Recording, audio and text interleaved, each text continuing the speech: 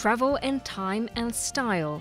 This is how life was like on luxury cruises that frequented Hong Kong waters in the early 20th century. That chapter of maritime history is detailed in François Drémeaux's new book, which also explains Hong Kong's strategic importance to France. Near from Hong Kong there is Indochina with some harbors like Saigon or Haiphong, and on the other side the French concession of Shanghai. So Hong Kong is a strategic place between the two for the French trade to penetrate into China, especially with the silk trade. The French not only transported goods, but also style and luxury.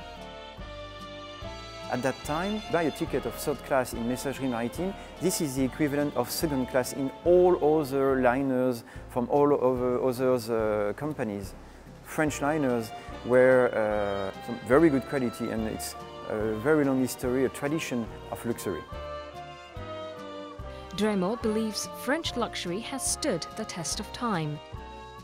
When I look around in the streets, I see all those shops with French brands. I think that's still a very strong link between France and Hong Kong, and luxury is part of that link. The connection doesn't end there. The history teacher from Cholet in Western France dedicated himself to finding more about Hong Kong when he arrived 7 years ago.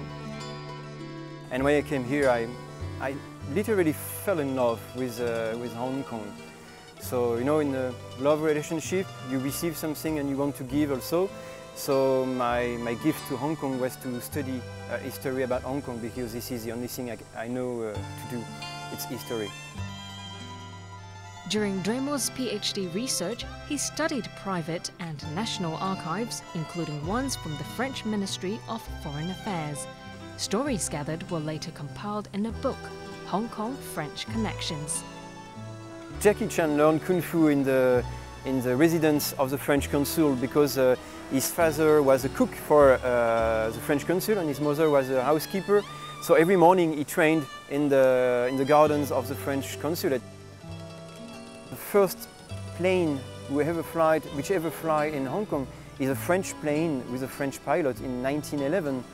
The Boinia that is on the Hong Kong flag, it's coming in a way from French priests, because in the 1880s the French priests cultivate this flower was about to be extinct. The book was launched 2 years ago as part of official celebrations marking the 150th anniversary of French and Hong Kong ties.